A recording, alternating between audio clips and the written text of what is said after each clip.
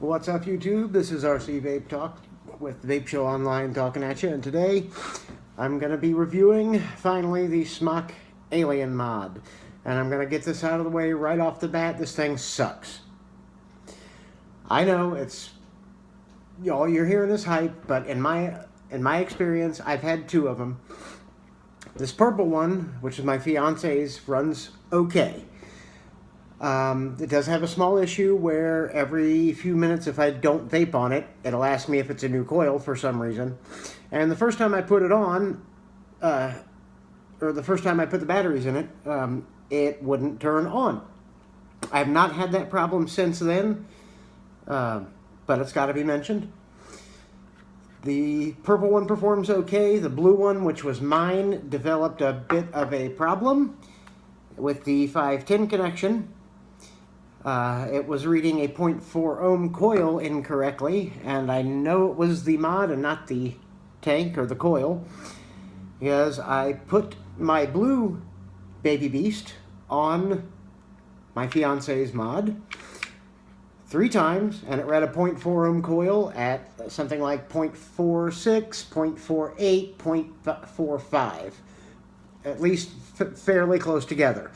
I put the same coil 3 times after cleaning the 510 connection on my blue Alien, and it read it at 0.79, 1.13 or 1.18, and then back down to 0.45. Not a big fan of that.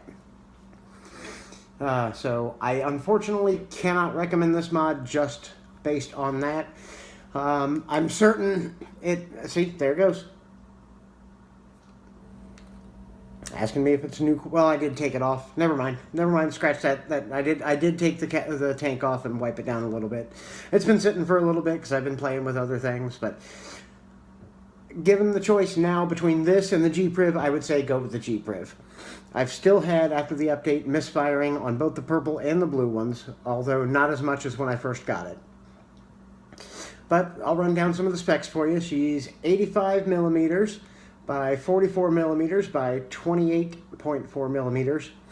Theoretically, the maximum power is 220 watts. You're never going to get that with a 2-battery mod. You might get close to within 5%, but really, if you're vaping over 200 watts, that's probably the last thing you're worried about anyway. Most mod makers inflate their stats. That being said, when it does work, it works really good. It's just the experience I had with mine has put me off of it. I like the firing bar. I like the shape of the mod. It's comfortable in the hand. It's great. It's just that one problem that I've had. That's a con that has to be mentioned. Now, that doesn't mean everybody's going to have that experience, but being that there's been little tiny inklings of problems with both, I would say steer clear of it. If you're going to get a Smok product, get the Gpriv or wait for the GX 350, I think. That's going to be coming out here soon. It's not bad by any means. It's just not particularly good. Would I buy another one to replace the blue one? Having my experience with the Gpriv, my answer would be no. So I'll go ahead and vape on it.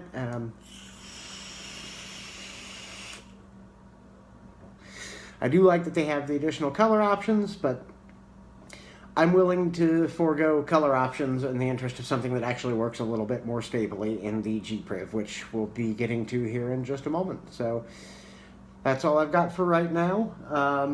Stay classy, YouTube. I'll be right back with you.